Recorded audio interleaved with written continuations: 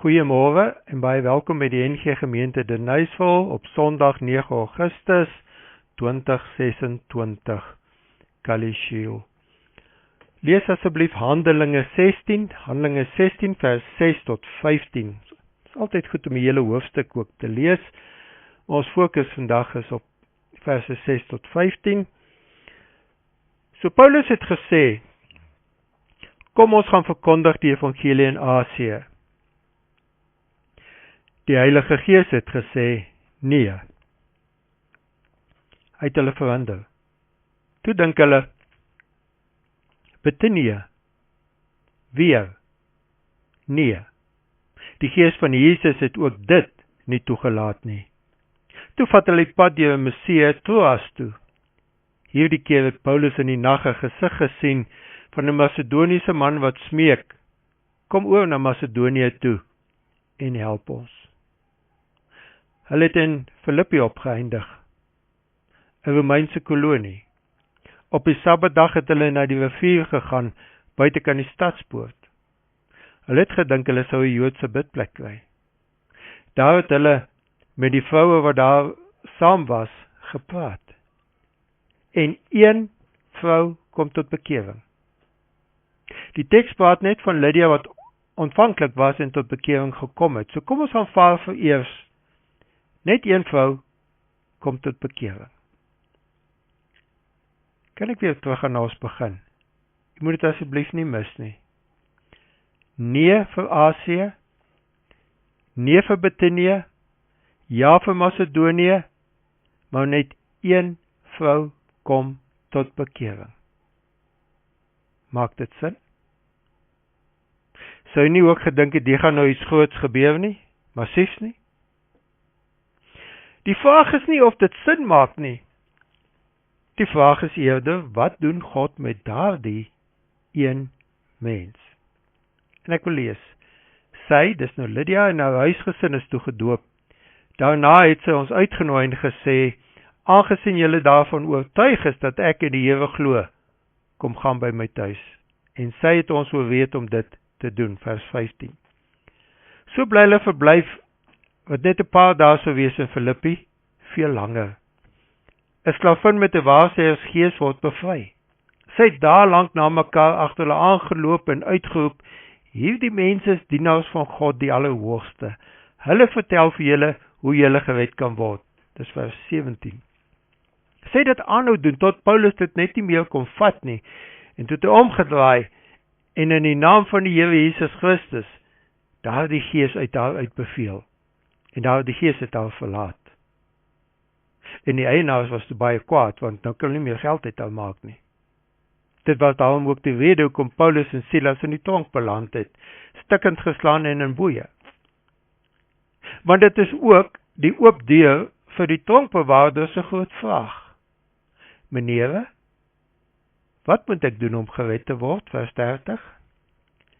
Hulle het toe die woord van die Here aan hom en aan al die mense in sy huis verkondig.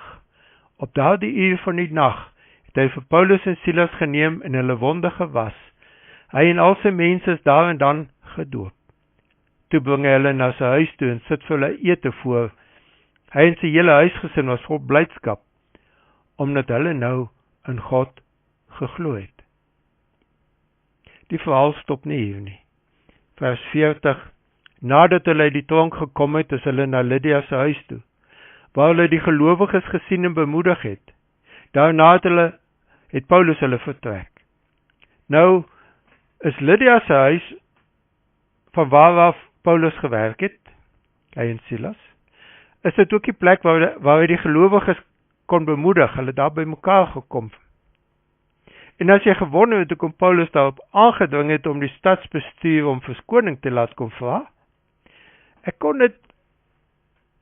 glo nie dit was om hulle te verneder nie, die stadsbestuur nie, of hulle fout in te vryf nie. Dit is meer waarskynlik volgens F.F. Bruce, om 'n mate van beskerming aan die gelowiges te verskaf. Dat daar nie so maklik hardhandig teen hulle opgetree sou word nie. Die Here het Filippi geskud en nuwe lewe gebring deur 'n klomp kere Paulus se planne te blok. Vers 6 en verder gebruik woorde soos verhinder, nie toegelaat, net om in Filippi 'n vrou te red. En toe nog een. En 'n gesin. En 'n gemeente gevestig. 'n Gemeente wat later Paulus gehelp draai het aan sy bediening. In sy brief aan die gemeente in hoofstuk 4 vers 10, Filippense 4 vers 10, dank Paulus vir God vir hulle, vir wat hulle vir hom aangestuur het. Ek lê vanoggend baie klem op een vrou. Dit is Vrouedag hier in Suid-Afrika. Ons lees die een vrou was van Thyatira af, 'n handelaar van pers wolmateriaal. En waarskynlik het sy in Thyatira die Joodse geloof aangeneem. Daar was 'n sinagoge. Maar hier in Filippi was nie een nie. Daar moes ten minste 10 Joodse mans gewees het om 'n sinagoge te kon vorm. Vandaar dat die vroue langs 'n rivier 'n bidplek gevorm het. So mens sien God hier aan die werk. Paulus word gedwing, geroep na Filippi, waar daar nie genoeg Joodse mans is om 'n sinagoge te vorm nie.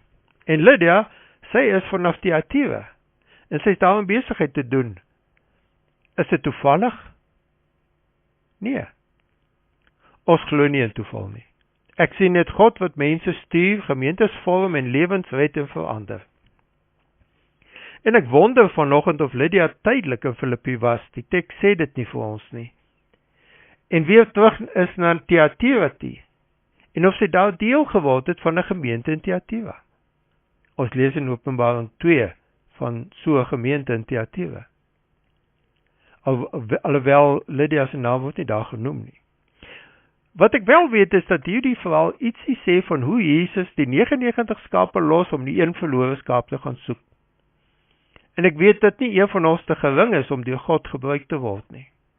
Nie die slavin in hierdie verhaal nie. Nie Lydia nie. Ook nie ek en jy nie. En dit laat my opnuut besef dat God 'n groter prentjie sien as ons. Dat hy 'n klomp los lewensdrade bymekaar bring in die bou van sy koninkryk. Vir Paulus en sy groep keer hy voor, keer op keer, totdat hulle gaan na waar hy hulle wil hê. Met die mees onwaarskynlikste begin, bou God sy koninkryk uit. 'n Man sou destyds nie aan 'n vrou gedink het as diegene om wie jy 'n kerkplanting gaan probeer doen nie. God kies egter om dit so te doen. Lukas wys op verskeie plekke hoe God wel deur vroue se evangelie uitdra.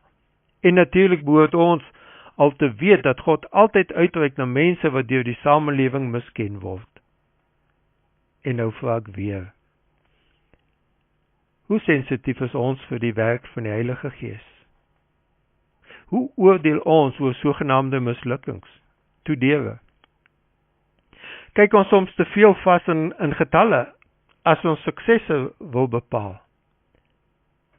Ek herinner my aan een van die groot bekeringspredikers van die vorige eeu in Engeland.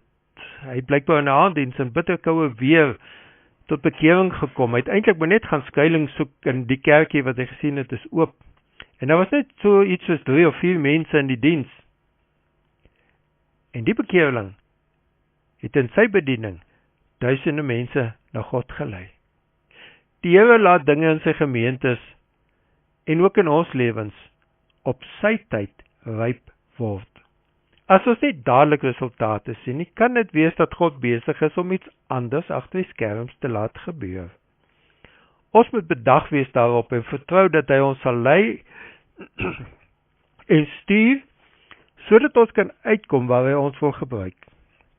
Dit is dat hy soos met Lydia met Paulus op pad is met ons.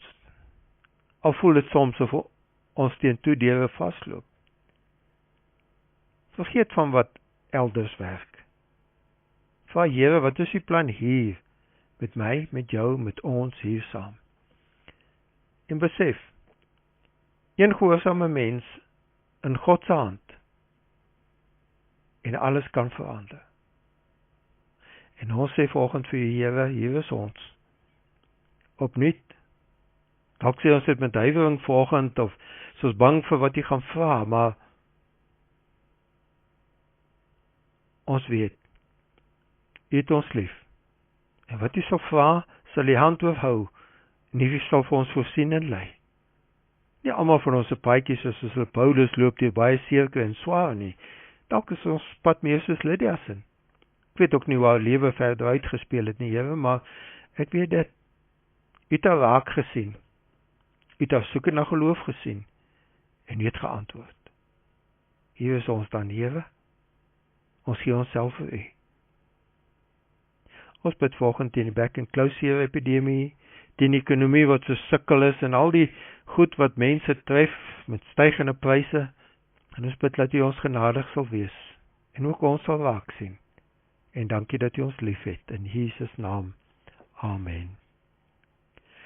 Die genade van ons Here Jesus Christus, die liefde van God ons Vader, die gemeenskap van sy Heilige Gees, is en bly met ons elkeen.